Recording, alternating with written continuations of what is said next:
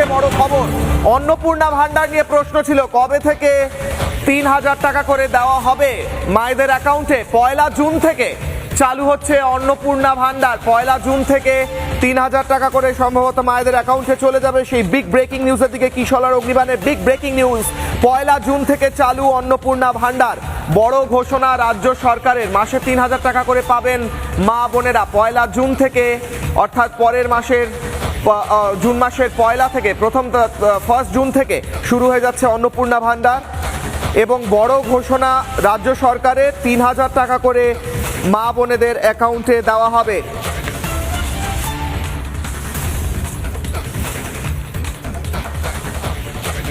কিশোর অগ্নিবাণের পরপর দুটো বড় ব্রেকিং এর দিকে নজর রাখলাম। এক হচ্ছে মন্ত্রিসভার দায়িত্ব কারা পাচ্ছেন, কোন কোন মন্ত্রিত্বের দায়িত্ব কারা পাচ্ছেন, এবং তার সঙ্গে সঙ্গে যে প্রশ্ন বারবার মা বোনেদের মনে আসছিল, যে ঘোষণা তো করেছিল বিজেপি যে 3,000 টাকা করে দেওয়া হবে মায়েদের অ্যাকাউন্টে, কবে দেওয়া হবে, কবে থেকে, কত তারিখ থেকে? তারিখটা বলে দিল সরকার, 1 জুন থেকে মা বোনেদের অ্যাকাউন্টে 3,000 টাকা করে দেওয়া হবে। এখনো পর্যন্ত যা জানা যাচ্ছে, যে অ্যাকাউন্টে লক্ষ্মীর ভান্ডারের টাকা ঢুকতো সেই অ্যাকাউন্টেই ঢুকবে। নতুন যারা রয়েছেন তাদের রেজিস্ট্রেশন করতে হবে এবং ডাইরেক্ট ব্যাংক ট্রান্সফার হবে পুরো অ্যামাউন্টটা, পুরো টাকাটা।